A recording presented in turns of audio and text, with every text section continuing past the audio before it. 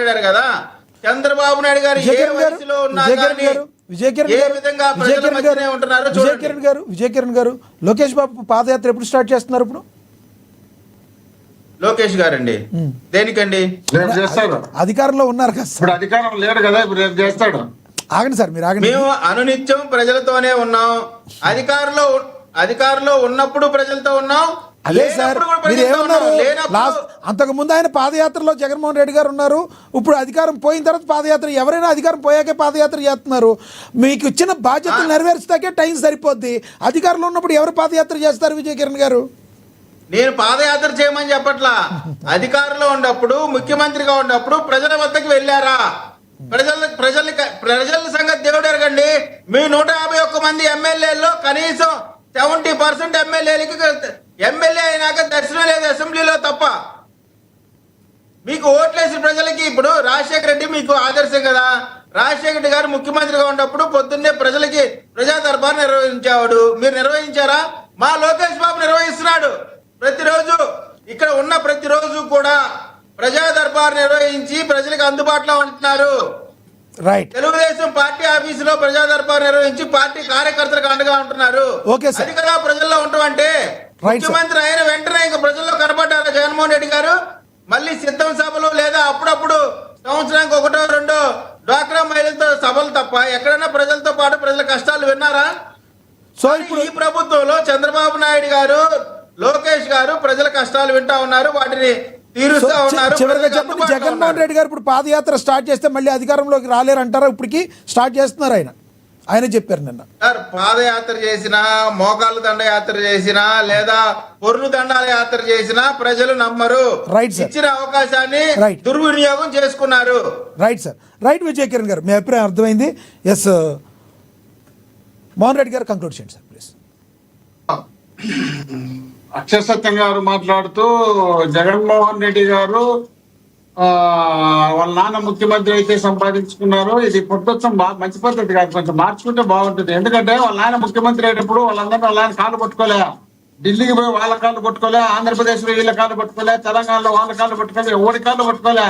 మీసం బెంగేసి పాదయాత్ర చేసి నేను గెలుస్తాను అన్నప్పుడు అక్కడ ఉన్నటువంటి తెలంగాణలో ఉన్నటువంటి వృద్ధ కాంగ్రెస్ నాయకులపై ఢిల్లీలో నోరు కొట్టుకొని ఏడ్చే వాళ్ళు పొత్తు పెట్టుకోవాలన్నప్పుడు పొత్తు పెట్టుకున్నారు. పొత్తు పెట్టుకున్న తర్వాత రాజశేఖర రెడ్డి గారు సీఎం అయినారు. 2009లో మళ్ళీ ఇదే పార్టీలు పొత్తు పెట్టుకోమంటే మీకు ఎవరు అవసరం లేదు, నేను స్వయంగా నా మీదనే నేను గెలుస్తాను, నేను గెలిచకపోతే నేనే బాధ్యత వహిస్తాను, గెలిస్తే నాకే బాధ్యత ఉంటే మీరే తీసుకోండి, అది కూడా నాకు వద్దని చెప్పి గెలిచినటువంటి నాయకుడు రాజశేఖర రెడ్డి గారు.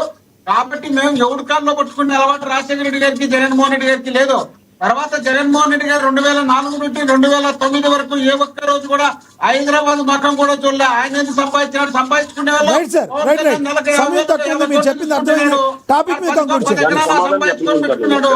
మీరు దోపిడీలు చేసుకొని కోట్లు సంపాదించుకొని మీరు మా గురించి మాట్లాడితే ఎట్లా? మీరు మాట్లాడేటప్పుడు విశ్లేషకులుగా మాట్లాడేటప్పుడు ఒక పార్టీ కేటర్ వేసుకొని కండ వేసుకొని మాట్లాడితే సరిపోతుంది. జగన్మోహన్ రెడ్డి గారు ఓడిపోతారంటే వీళ్ళంతా కలుస్తారంటే తల్ల కిందలు పడి పొర్లమని సరే పొర్లు దండాలు పెట్టమని చెప్తారేమో. వీళ్ళు 3 జన్మలు ఎత్తినా 3 పార్టీలు కానీ 30 పార్టీలు కలిసినా జగన్మోహన్ రెడ్డి గారిని ఈసారి ఓడించలేరు, వీళ్ళు గెలుచలేరు. మీరు ఇలా అంటున్నారు సార్, మీరు ఇలా అంటున్నారు. విజయసాయి రెడ్డి గారేమో మీ మాజీ వ్యూహకర్త, వీళ్ళు దోపిడీలు చేసి వీళ్ళ కేడరు కండవాలు వేసుకొని పోతున్నారు సార్. మీ మాజీ వ్యూహకర్త మీ జగన్ గారికి కుటుంబమైన విజయసాయి రెడ్డి గారికి చెప్పండి. మరి కబ్జాలు చేస్తున్నారు, రాష్ట్రాన్ని సర్వనాశనం చేసే పరిస్థితి వస్తుంటే ఈ రోజు జనం తిరస్కరించి వీళ్ళని దూరం పెడుతుంటే జగన్మోహన్ రెడ్డి జనంలోకి వెళ్ళాలనుకుంటే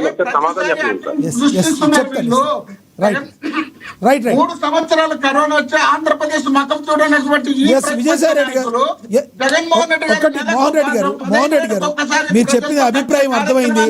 చేపట్టినప్పుడు ఈ జగన్మోహన్ రెడ్డి గారు వీళ్ళు ప్రతిపక్షంలో ఉన్నటువంటి వాళ్ళు 3 సంవత్సరాలు ఆంధ్రప్రదేశ్ వైద్యం చూడకుండా తెలంగాణ రాష్ట్రంలో చెట్టు కింద గుట్ట కింద హాస్పిటల్లో దాంతున్నటువంటి వీళ్ళు రాష్ట్రం గురించి రాష్ట్ర మీరు అన్నది బాగుంది సార్. మరి మీ మాజీ నేత ఎవరైతే ఉన్నారో మోహన్ రెడ్డి గారు, మీ మాజీ నేత ఎవరైతే ఉన్నారో విజయసాయి రెడ్డి గారికి అది చెప్పండి.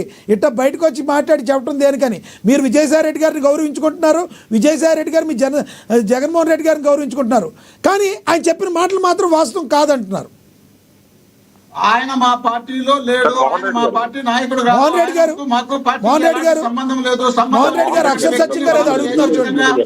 ఏదో విధంగా ఆయన మోహన్ రెడ్డి గారు అక్షర సత్యం గారు ఏదో అడుగుతున్నారు. మా మీద తెప్పించాలని సార్ సమయం తక్కువ ఉంది, 1 minute లో కంక్లూడ్ చేయండి. భయపడించి రకరకాల ప్రయత్నాలు చేస్తున్నారు. మోహన్ రెడ్డి గారు అక్షర సత్యం గారు ఏదో క్వశ్చన్ అడుగుతున్నారు చూడండి. క్వశ్చన్ ఏదో అడుగుతున్నారు అక్షర సత్యం గారు. సార్ మోహన్ రెడ్డి గారు, నేను జగన్మోహన్ రెడ్డి గారు ఏదో తప్పు చేశారని అంటలేదు.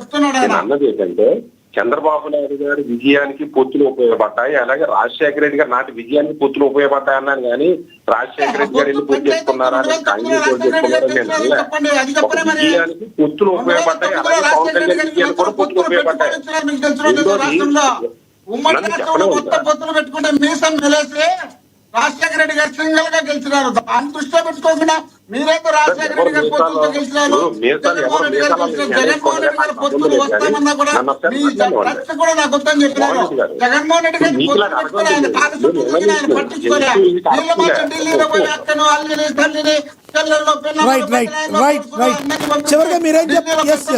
మోహన్ రెడ్డి గారు అర్థమైంది సార్. ఓకే మోహన్ రెడ్డి గారు మోహన్ రెడ్డి గారు అర్థమైంది మీరు చెప్పింది.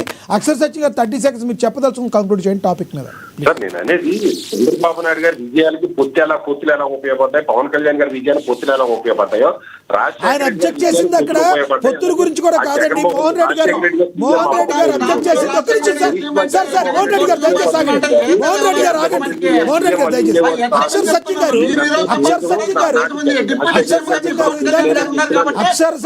మోహన్ రెడ్డి గారు దయచేసి ఆగండి.